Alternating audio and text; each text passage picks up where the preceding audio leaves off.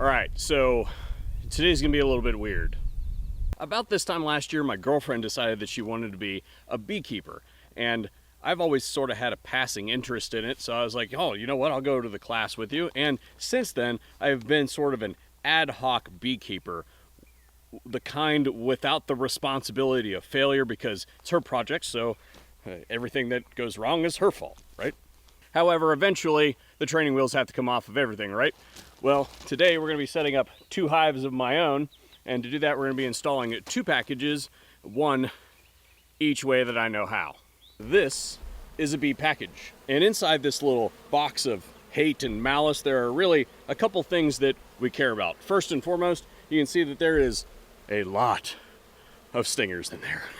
But also somewhere in the center there is our queen, and that queen is inside of a small cell that is a mesh box with some helper bees in it. In each side of that cell is a piece of cork, and on one side the cork leads all the way through to the queen and her helpers, and the other side is corked with a piece of candy. And you basically take the cork out of the piece of candy. We're going to rubber band her to the inside of that hive, and then we're going to set the bees inside, and the idea is that the candy is fed to the queen while she's in the cell, and then the workers that are inside the hive will work to liberate their queen from her prison.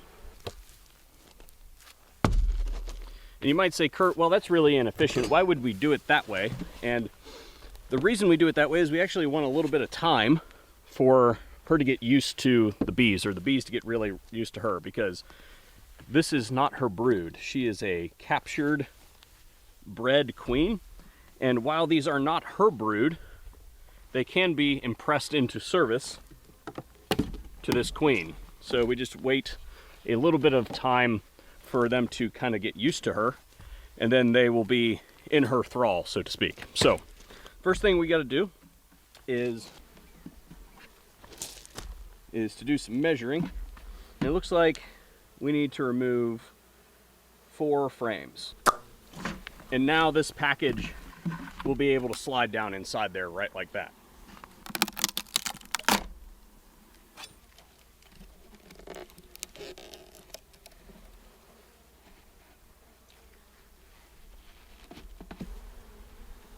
And this is our queen box. You can see that they're wanting to get at her pretty good, right? So we're going to take this package and just set it down inside there. So this side has the candy. We're just going to exhume this cork right like that. Little queen prison there.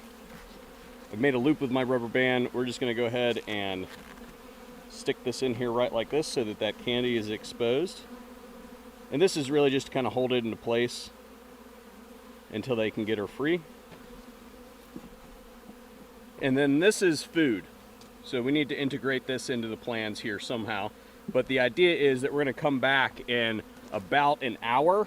So that was method 1. And I think you guys could tell that it was pretty simple and not overly aggravative to the bees. Method 2 is substantially more invasive. So we're going to take our juice. I've already installed the queen, just like we did the previous one. And then we're going to take the bees and we're going to shake the piss out of them.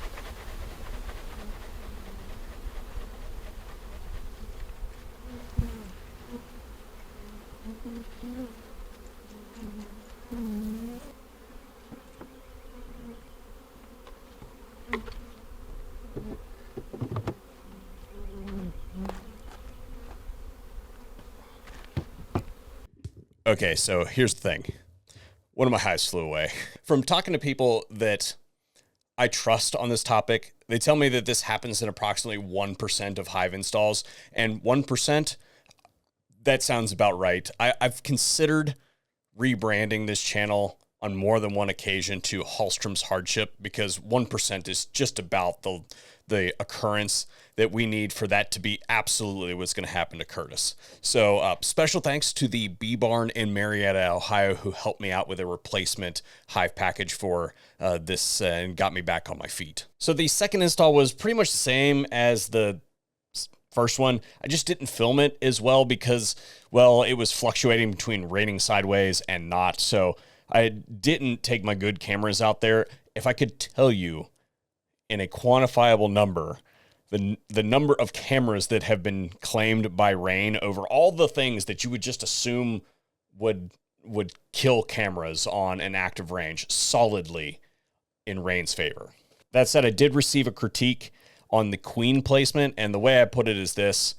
Look, she's got 2 hives that survived the winter, and currently I have 0, so she just wins. And it goes something like this. While there was plenty of space for the queen to gather beans around her, she's not in the center of the hive, and because of that, the farthest distance that a bee can be from her and inside the hive is greater than if she's in the center. So that minimizes the distance that they can get from her pheromones, her essence all over them. Sorry. The other thing I was told is that I may have shaken them a little bit hard. I don't think I shook them too hard, but I was a little bit more gentle with these ones. I did have to shake this one as well, but I was a little bit less S&M and more traditional in this sense because, look, these bitches left their queen. They didn't leave a note or a restraining order or anything. They just pieced out. And then the last thing I wanted to cover in today's video was feeding. I'm using the jar inside the super method, and I have this little thing that basically clips onto a mason jar. And the idea is that you feed them at this stage because they need a lot of carbs to build up the honeycomb inside the hive. Those frames are bare. And if they're not using the stuff that they bring in from outside, one, it's more efficient because they just go right into the top of the hive to get it. And they're not using the good stuff that they bring in to build the walls, the infrastructure, and all that sort of stuff, and they can use it for other better applications inside the hive. So the limited resources can go to actual things that need to be done instead of just building up the infrastructure, so to speak. And to do that, we're using a 1-in-1 mix, water to sugar, with a little splash of bee buff supplements. My bees are on steroids. That said, content like this is not going to be taking over the channel by any stretch of the imagination. This is just something that I thought was somewhat interesting. I've had several of you ask me about things that you've seen me post on Instagram, and I would like to know from you guys what you think. Is this something that you find interesting, or are you just one of those people that doesn't understand the value of pollinators? Just kidding, just kidding. You don't have to be as nerdy as I am to enjoy the world around you. But thank you very much for tuning in, and our regularly scheduled programming will return on the next episode.